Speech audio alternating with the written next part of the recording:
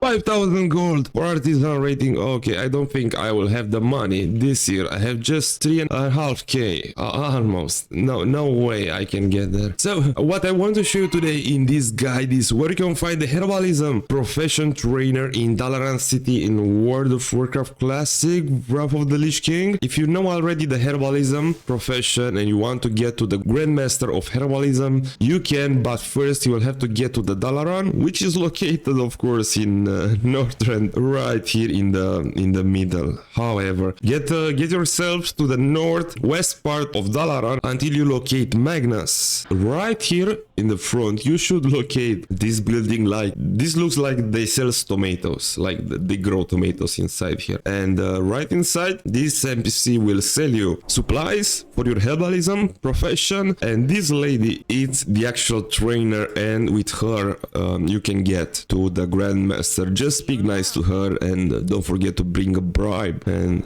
okay, this one seems like she came also to upgrade her profession. However, I really hope I help you with the location of the Herbalism profession trainer in Warcraft Classic. Don't forget to smash the like button and have a wonderful day.